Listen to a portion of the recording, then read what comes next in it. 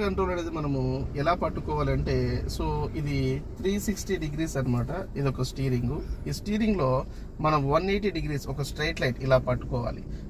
దీన్ని స్టీరింగ్ పట్టుకునే పద్ధతి అంటాం. సో చాలా మంది ఏం చేస్తారంటే స్టీరింగ్ ను ఇలా పట్టుకోవడం, సో ఇట్లా పట్టుకోవడం చేస్తాం. సో స్టీరింగ్ పట్టుకునే పర్ఫెక్ట్ పొజిషన్ ఏంటంటే ఇది స్టీరింగ్.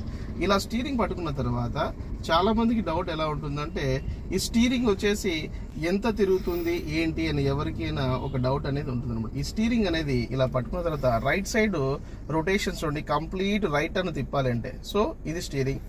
ఫస్ట్ 1 రొటేషన్, నెక్స్ట్ ఇంకొక రొటేషన్, కంప్లీట్ రొటేషన్ కాకుండా దాదాపుగా 1.5 రొటేషన్ ఆర్ 2 రొటేషన్స్ అని అంటారు. ఇది ఇలా తిప్పినప్పుడు కార్ యొక్క వీల్స్ ఎలా ఉంటాయంటే కింద కంప్లీట్గా రైట్ టర్న్ అయి ఉంటాయి.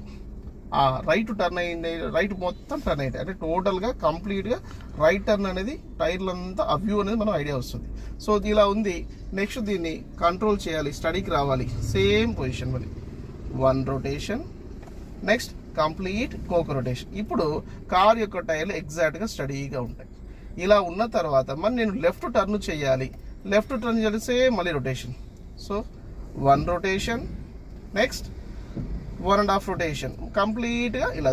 సో కారు టైర్లు అనేటి మనము స్టీరింగ్ అనేది 1.5 రొటేషన్ తిప్పితే లెఫ్ట్ టర్న్ అవుతుంది, రైట్ తిప్పితే రైట్ టర్న్ అవుతుంది. ఇది స్టీరింగ్ యొక్క కంట్రోలింగ్ మెథడ్. సో ఈ స్టీరింగ్ అనేది కంట్రోలింగ్ ఎలా చేయాలంటే, ఇలా టర్న్ చేస్తున్నప్పుడు మన చేతులు ఎప్పుడు ఇట్లా క్రిస్ క్రాస్ అవ్వకూడదు అనమాట.